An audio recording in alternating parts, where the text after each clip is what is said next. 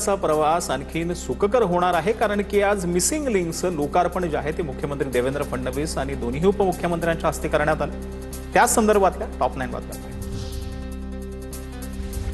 मुख्यमंत्री फडणवीस आणि उपमुख्यमंत्री शिंदेंच्या हस्ते मिसिंग लिंकचं लोकार्पण। मुंबई पुणे प्रवासाचा वेळ अर्धा तासाने कमी होणार। मिसिंग लिंकमुळे टोलमध्ये कोणतीही वाढ नाही।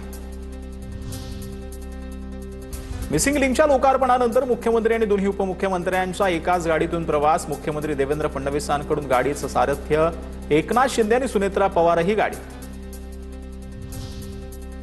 मिसिंग लिंक मधील 2 बोगद्यांची गिनीज ऑफ वर्ल्ड रेकॉर्डमध्ये नोंद। जगातील सर्वात रुंदीचे बोगदे 23.5 मीटर अशी गिनीजमध्ये नोंद। गिनीज समितीकडून मुख्यमंत्र्यांना जागतिक विक्रमाचं प्रमाणपत्र सुपूर्द। अखेर 5 तासांनंतर मुंबई पुणे एक्सप्रेसवे सुरळीत। सलगच्या सुट्ट्यांमुळे मुंबई पुणे एक्सप्रेसवेवरती मोठ्या प्रमाणात वाहतूक कोंडी झाली होती। अखेर 5 तासांनंतर वाहतूक सुरळीत करण्यास यश। मुंबई पुणे महामार्गावर झालेल्या वाहतूक कोंडीबाबत मुख्यमंत्र्यांकडून दिलगिरी व्यक्त। ट्रॅफिकमध्ये अडकलेल्या लोकांची माफी मागतो, फडणवीसांचं वक्तव्य।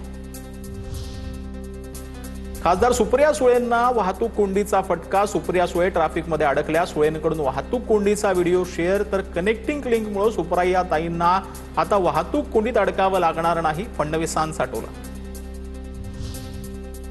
वाहतूक कोंडी दूर व्हावी म्हणून मिसिंग लिंक प्रकल्प केलाय, थोडं जरा दमानं घ्यावं। संध्याकाळपर्यंत ट्रॅफिक खुलं झालेलं असेल, सुनील तटकरेंची प्रतिक्रिया। उद्घाटनाआधीच पाहणी करणं ही मोदींची सवय शिंदेंना लागली। शिंदेंनी मिसिंग लिंकच्या केलेल्या पाहणीवरून हर्षवर्धन सकपाळांचा निशाणा। तर मिसिंग लिंकला अजित पवारांचं नाव द्यायचं की नाही हे सरकार ठरवेल, सकपाळांची प्रतिक्रिया। मुंबई पुणे कनेक्टिंग लिंक वाहतुकीसाठी खुला। मुख्यमंत्री आणि उपमुख्यमंत्र्यांनी केलेल्या लोकार्पणानंतर कनेक्टिंग लिंक वाहतुकीसाठी सुरू। मोठ्या प्रमाणात गाड्यांनी कनेक्टिंग लिंकवरून प्रवास केला आहे। तर ऑटो चालकांना मराठी अनिवार्यवरून अजून देखील वाद सुरू आहे। त्या संदर्भात राज ठाकरेंनी काल भूमिका मांडलेली होती। त्या संदर्भातल्या टॉप 9 बातम्या पाहू। मराठी बोलणार नाही म्हणायची हिम्मत येते कुठून? रिक्षा चालकांच्या मराठी सक्तीवरून राज ठाकरेंचा सवाल। मराठी न येणाऱ्या रिक्षावाल्यांचे परवाने रद्द का केले नाही?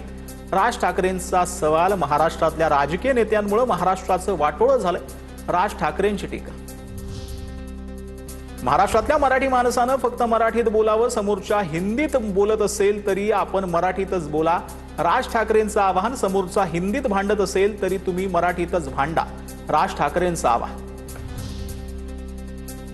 मराठीवरून दिवसेंदिवस राज ठाकरेंची भूमिका बदलत असते। काही दिवसांपूर्वी मनसैनिक हिंदी भाषिकांना मराठी शिकवत होते आणि आता म्हणतायत त्यांना मराठी कशाला शिकवायची?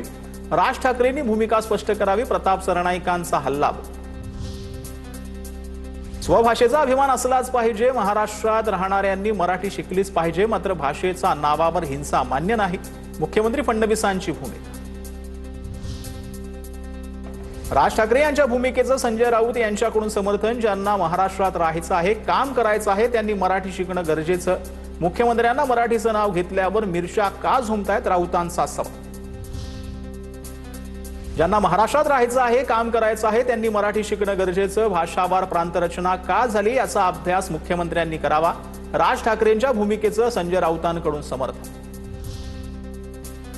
मराठी सक्ती केली तर आंदोलन। या संदर्भात मराठी एकीकरण समितीनं गोवर्धन देशमुख यांनी मराठी समितीकडनं आपली भूमिका जी आहे ती स्पष्ट केलेली आहे। महाराष्ट्र दिनानिमित्त पनवेलमध्ये मनसेची बॅनरबाजी। मनसेच्या बॅनरवर महाराष्ट्रात मराठीच बोलावं लागेल असा संदेश। हिंदी ही राष्ट्रभाषा नाही असाही आशय मनसेचे पनवेल जिल्हाध्यक्ष योगेश चिले यांनी पनवेल शहरात लावले बॅनर।